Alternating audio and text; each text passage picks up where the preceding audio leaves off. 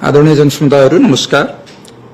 यस वर्षको मौद्रिक नीति मुद्रास्फीति 5.5% को लक्ष्यभित्र राख्ने तथा समग्र मौद्रिक स्थायित्व कायम गर्ने उद्देश्यसहित जारी गरिएको छ। यस उद्देश्य प्राप्ति गर्न बैंक तथा वित्तीय संस्थाहरूमा संस्थागत सुधारहरू गर्दै उनीहरूको पुँजी परिचालनको खर्च कम गर्ने र यसबाट हुने बचत ऋण लिन चाहने व्यक्तिहरूमा सहज रूपमा हस्तान्तरण हुने प्रक्रियाहरू प्रस्ताव गरिएको छ।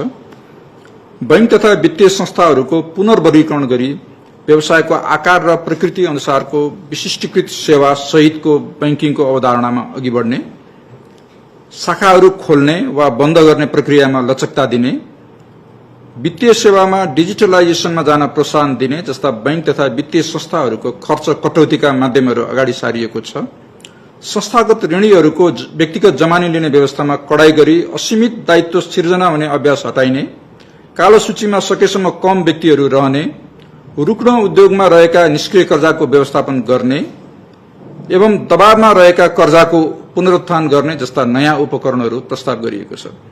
निक्षेपकर्ताहरूको हक हितका लागि निक्षेप लिने संस्थामा सुधार गर्ने तथा आर्थिक अवस्थाले ब्याज दर अझ घटाउन सक्ने अवस्थामा समेत ब्याज दर तल जान नदिई बढी तरलता यस बैंकले आफ्नो खर्चमा ब्याज दिएर राख्ने नीति लिएको छ।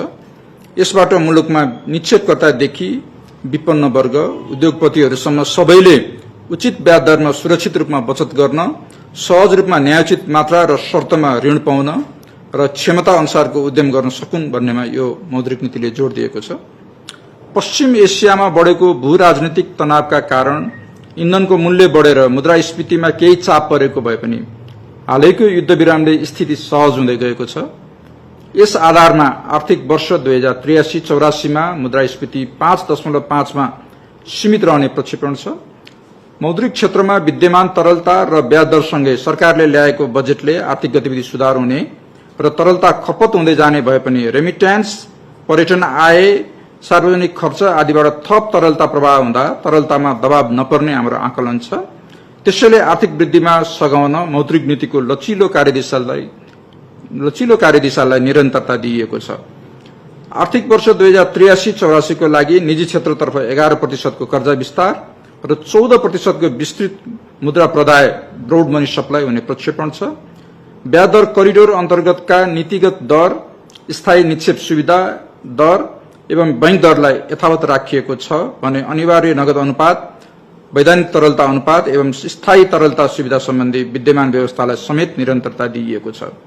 तरलताको प्रकृति अनुसारका व्यवस्थापन उपकरण प्रयोग गर्ने नीति लिएको छ।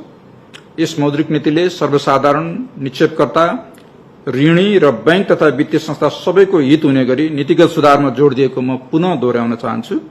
बैंकको आर्थिक वर्ष 2082-83 को मौद्रिक नीतिको समीक्षा प्रतिवेदन यस अघि नै सार्वजनिक भइसकेको छ भने समष्टिगत अर्थतन्त्र र परिदृश्य विश्लेषण एवं प्रक्षेपण गरिएको म्याक्रो इकोनोमिक रिपोर्ट 2026 जुलाई समेत मौद्रिक नीतिसँगै भर्खरै प्रकाशन भएको छ।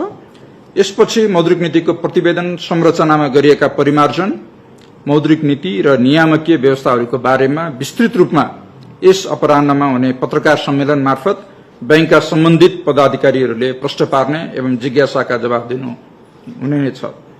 धन्यवाद।